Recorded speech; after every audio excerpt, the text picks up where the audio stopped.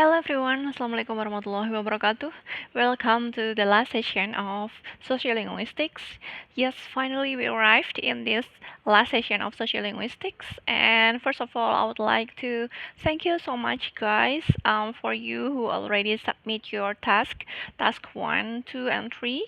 And I already finished grading all the assignments, so please kindly check your grade and also your feedback. And for the discussion, I also finished grading discussion 1 or discussion 7. And please kindly check your grade as well, and then also my comment on your post. Yes, guys, finally we arrived in this last session, and then the topic for this last session is about some examples of sociolinguistic studies. Yes, we have now reached the final session of our online tutorial. Congratulations on making it this far. Yes, congratulations for learning all the materials in this unit. What you will learn in this session is about examples of sociolinguistic studies and then review of key concepts covered in this course, kemudian final reflections and discussion. Okay, as usual, you need to make an entry to your own attendance. So please kindly make an entry by yourself because I cannot make an entry for you. And then materi inisiasi. We have 2 videos here in this last session. So yes, please watch it, and then maybe you can take some notes, some important things related to the videos in this session. And then there is also PowerPoint materials in this last session about research example in sociolinguistics.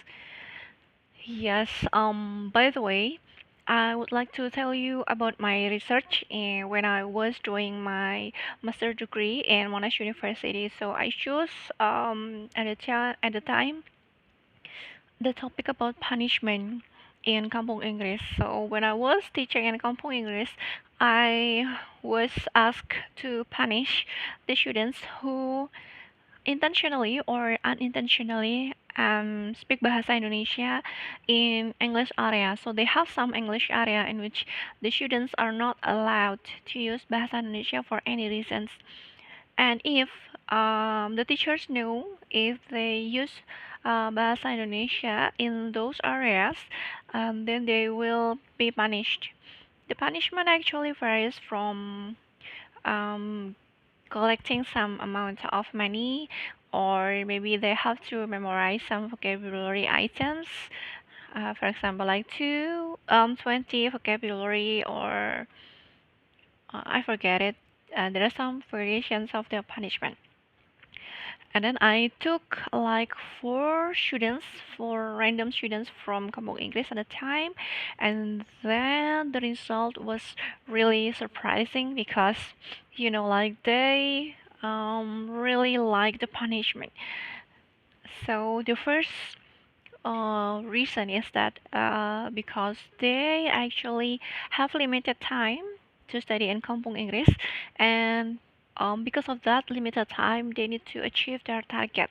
So the second reason is actually they have a certain target.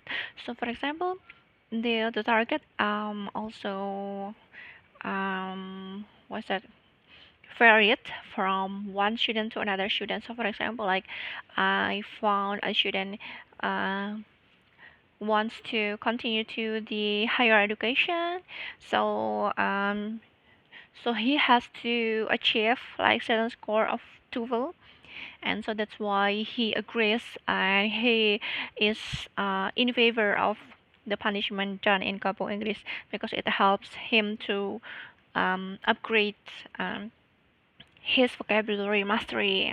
Okay, and then the second student is a girl. It's also having what's that, to achieve a goal. I forget what the goal is, but I think it's also achieving a higher education in university.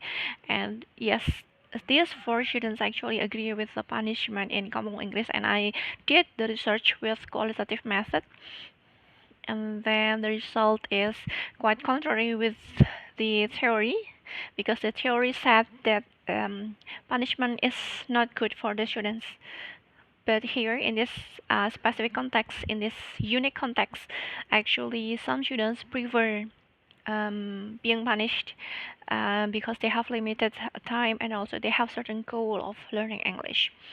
And yes, I did qualitative research with the interview with four students, and the result is indeed cannot be generalized to other contexts. Yes, because this is the weakness of qualitative research. Yes, that's all my sharing about my research in Kamu English in 2018, if I'm not mistaken. Yes, I hope in the future you can also do the same research, or maybe using a mixed method approach, so that's you can get the numerical data as well instead of just what's that data from the interview from the recording only. Yes, I hope that you guys are successful in the future. Good luck for everything you do in the future. Bye. See you when I see you. May our paths cross again in the future. Good luck for everyone. Bye. Wassalamualaikum warahmatullahi wabarakatuh.